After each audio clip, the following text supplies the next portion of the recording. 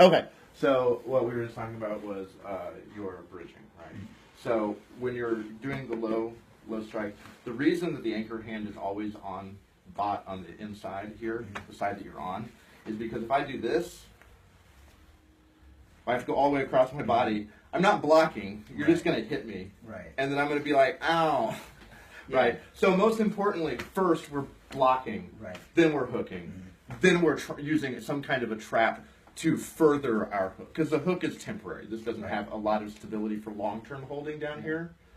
So that's where we're going to use a bridge or a secondary hook or something like that, or some kind of a seat. We want to use, right? Which we see all the time in the forms. Like constantly in the Joe family, which you haven't gotten to a lot yet, but this is something you'll see all the time. We're coming down here and striking, and then we're going here and we're pulling across. Right, any of this kind of stuff. So that's the idea. But for now, since we've been playing with these bridging and hooking so much, and we've been playing with a little bit of the outside pivot work, let's work on really simple drill where if Al is going to come and throw a punch, doesn't matter which one, so if he's going to throw this one, I'm going to bridge and hook here. So I'm using my backhand, right? Block, hook, bridge. Now what I'm going to do is I'm going to shoot in, intercept his line, cut him off, and do a nice strike here. This is going to set us up for a lot of stuff. Man, I'm glad I had this block ready. Well, and that's another reason why we keep a chamber there, so that when we do stuff like this, we do have a good block, right? Because now he has a good position that he can try to manipulate me if he wants. He's got the elbow here. He's got control of the elbow here. You could, but I can also, right? So that's the idea. We're playing off that because this is going to set both the attacker, him. He's got stuff that he can do from a position like this. Yeah. But I do too. So we're gonna play both sides of that. But first, let's just build on this. So quick, throw in. Right. Doesn't matter what side. One. Then step back. Throw the other one. Right. Both times. See where I'm stepping. I'm always gonna step in such a way that I can control the leg. Okay. If I come in on the inside. If I come in on the inside, I'm going to step across here to shut down this line so he can't. Oh, I see. So he can't use this against me, right? Yeah. I have to make sure that I'm stopping, controlling his legs, hips, side, all of this, and I want to close the gap so I can control it. Does it matter? Are you trying to elbow, or does it really matter? For now, the elbow, that's all there. Okay. It's all there. This can easily be, and even on this side, it doesn't matter. Can be an elbow, can be forearm, can be shoulder. Okay. Right. Yeah. Here, all of the above. Shooting in, boom, boom, bam, whap. Collapsing. Right. Yeah. Exactly. You're just collapsing and turning into him. So that's the idea. Alternate back and forth. For now, let's make it really simple. So just come with your back arm, step in and punch. Okay. Trap on the backside, Dan, and expand into him with the front. So that. And bridge. Now expand through and step into him. Right. Good. But don't push him away. Okay. Just fill the gap and control him. Good. Make sure that you're not exposed here. So it'll be like side, like that. Yeah. Oh, there you go. Okay. Now he can't use it. Yeah. Yeah. If you give him space, he can use it and he can toe you in the groin. You don't want that. Okay. All right. Again. Do it again. Okay. So backhand. So then it's that. Yeah, good. Like there. Yeah. So that. Yeah, good. Very good. There. Trap first. Okay. So hook, trap, and then. Yeah. Because the idea is as he, when he comes in initially, see, I'm already, this initial thing, this is already pulling him in. Yeah. So he's already losing stability and collapsing as I fill that gap, right? That way it makes it harder for him, because one of the things he could do is come around this way, right? Right. That's why I'm leading in like this, because if he tries to do that, I'm going to knock him away that direction, which takes his force, that pulls him here and pushes here, which is playing off what we talked about with the 7 lines of attack, right? Cool. More.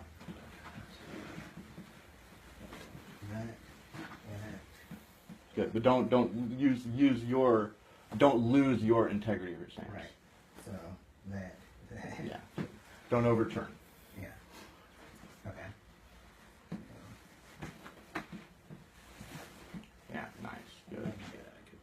Exactly.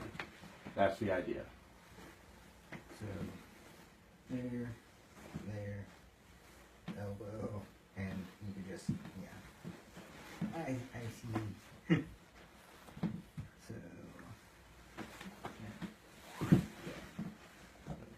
yeah. Good. Now the thing is, you guys are both going a little too far. What I mean by that is when you're coming in, stop. Okay. Don't overextend and lean in, because if he's a good fighter and you start to do that, all he has to do is an outside pivot or step back and let you come in like that and pull you, and it's going to pull you off balance because you're giving too much. Yeah. So a good rule of thumb, remember, is you never want to put really like the most like 70. Especially if you go beyond that, you're already losing the integrity, and even that is only to commit to a strike. Okay. We never want to reach too far. Yeah. Okay. Okay.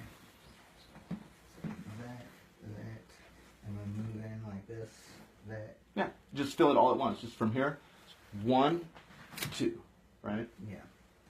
Close the book, open the book, throw the doors open. That's already better.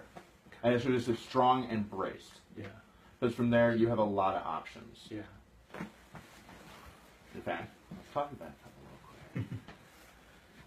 Right. So the same thing. Yes. So we're talking about, right, we talked about this, doing straight on elbow, shoulder, right? Yeah. Which can set up all this kind of stuff, all that good, whatever. This, taking to the outside. Some of the most important aspects of it, though, are again, right? Pulling him to off balance so that I can extend here, striking the knee with the knee, striking under the arm, striking under the up into here, which is really bad. All kinds of, there's also lymph nodes and other stuff, right? It's not fun to get hit there. So all of this is good.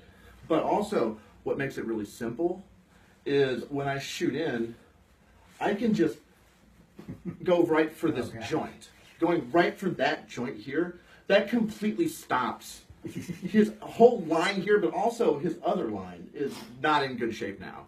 Okay. Likewise, when I was talking about going here and pushing out, Yeah. well, this makes it even easier. Oh, Because yeah. I have so much, this is such a high point off the corner that I have so much leverage over his core that, especially striking it, Yeah. that front deltoid where all this stuff winds is super vulnerable. And it hurts like crazy. I mean, you catch an elbow on that sucker, Yeah. you're not going to be able to use your arm right anymore. So one of the simplest things in the world on a move like this is to just real quickly, do that chicken wing. Oh, okay. Yeah. And just, as you pull and step, just expand and take the point right onto that ball. Right there. And that is not happy for them. Okay. Yeah. Yeah. Also, the act of doing that, like I said, it starts to roll the shoulder out.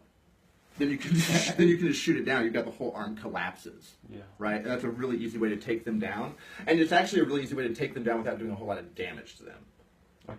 You can really control this whole arm that way without doing stuff where you're going to like completely separate tendons, ligaments, or break something. Yeah. You can kind of just bruise, hurt them, and then just roll and push it down so that you have leverage and they just fall. Then you just sit on them with the knee. That works really well. So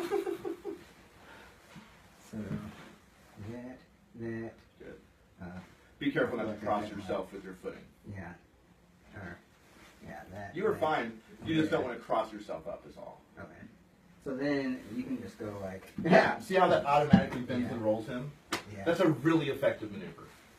And that you can also always just catch him here. Thunk. Right. Then into it. Right? That's your stun. Yeah. But whenever you're going to put someone in Qinna, whenever you're going to take someone down, you got to stun them with something first. Mm-hmm. So on this particular move, if we're doing this kind of stun, shooting in here, boom, bam, right? That's a really good setup. Likewise, if you want to knock them out, there's your knockout point into this, into pull. Oh, okay. So all of that's super effective. Yeah. Good. Play with it more. Don't knock each other out, though, please. Super effective. So then there's that. And Yeah. Very good. Nice. Yeah, very good.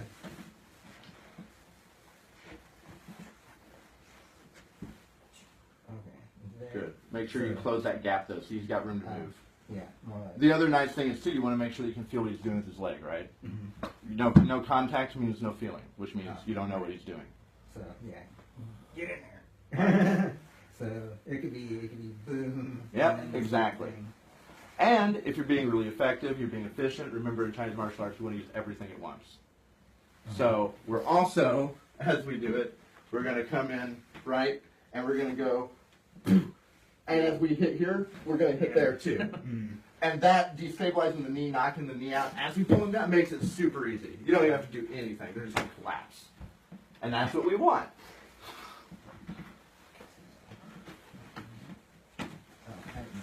Hey, whatever. Now that's another way to learn why you don't step that way.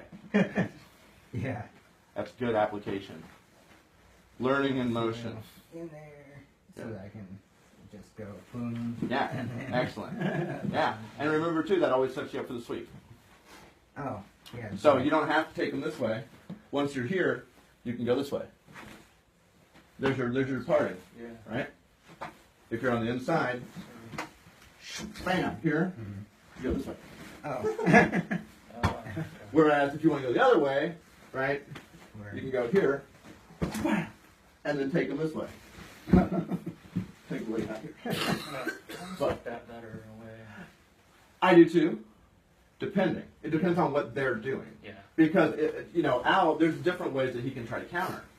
When I come in initially here, like if he throws this, and I'm coming in here, if his counter move here is to try to push me out that way and to come around to my back, say with his elbow, then this is really effective. Yeah.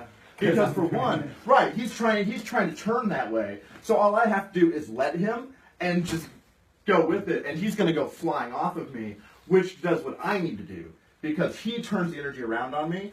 So I'm like, well, I don't want to be here anymore. Get off of me. And then his own force will push him away. This is what we need to think of. So the next time we're going to play with the same drill, and we're going to go to the outside too. Because the outside in a lot of ways is better. Right? Yeah. If we go to the outside here, right? Yeah. This is a lot harder for you. I feel like it's safer for you. It's You're much in a safer. better Yeah. position. Yeah, that's why I want you to do this way first. Okay. Because this way is teaching you about, no, I don't want that, right? How to get away from this. Yeah. You have all of this other stuff on the inside that works really well. And again, like he tries to come that way, I can do this. Yeah. He tries to come that way, I can do this.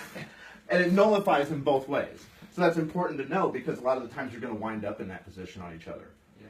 But it's always basically better, always to go to the outside if you can. If you can do this, this is a much better position. Right. Because I've got his back, I've got his head, I've got this whole side flank. I have access to sweeps this way and to this way super easily. Yeah. And it's, the only thing that he can try to do is come at me here, but I'm already controlling that if I'm doing it right. Yeah. Right? Then if he tries to roll around on me, like he can't come that way, he has to go the other way.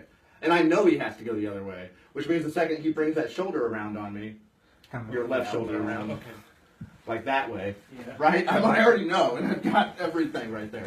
So that's always going to be an optimal position if we can get to the back we want to. If we can get to the outside we want to. Sometimes we can't, though. And that's why we need to know how to come across the body this way.